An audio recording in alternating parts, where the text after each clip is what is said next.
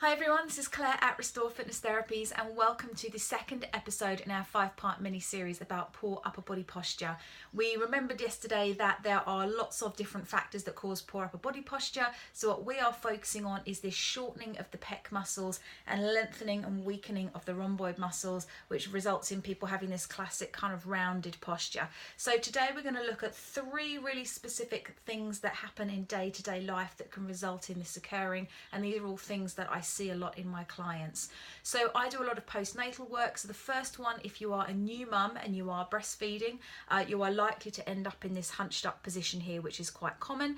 Also just lifting and carrying your baby, picking them up out of the cot, picking up their things in and out of the bath, all these sorts of things. Even if you don't have a new baby, if you have small children and you're having to lean down a lot to reach them, hold their hand, pick them up, these are all things which lead you kind of downwards. So if you are a parent, particularly of quite young children under the age of 5, there might be a lot of scenarios during the day where you are leaning and rounding your shoulders. So start to have a think about when those situations are occurring for you.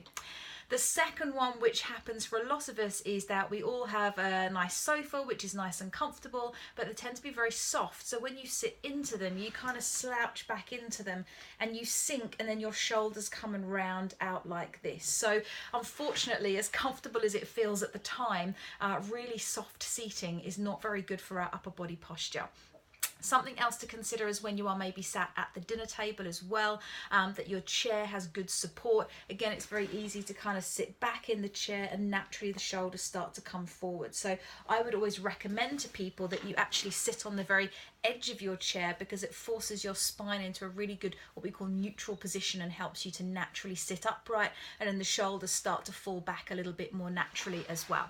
And the big one really to mention is working at laptops, mobile phones and sitting at desks. So a lot of people have a desk-based role, whether it's 35 hours a week or just a solid proportion of the week. And unfortunately, what with laptops and technology getting smaller and smaller, we're sort of coming inwards and inwards. And on mobile phones as well, this happens, tucking things under the ear as well. So unfortunately, if you work at a laptop or at a desk or on your phone for quite a lot of the time, you're probably finding that you don't realise you're starting to hunch and come inwards here.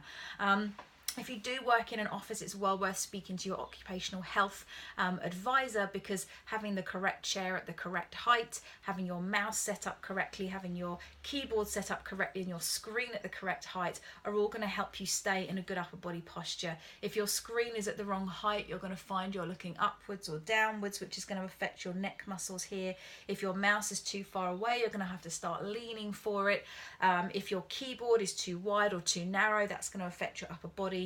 And of course, if your chair is the wrong height, you're going to end up kind of adjusting your body to meet the gap. So there are lots of things day to day which can cause us trouble with our upper body posture, but the good news is that if we're aware of those things, we can start to correct them. So have a little think about what you're doing day to day that might be affecting your upper body posture and causing you to hunch. And in the next 3 videos, we're going to show you our top 3 exercises for helping you stretch the pecs, strengthen the rhomboids, and get that great upper body posture back again. So we look forward to seeing you tomorrow for the first exercise. Take care until then.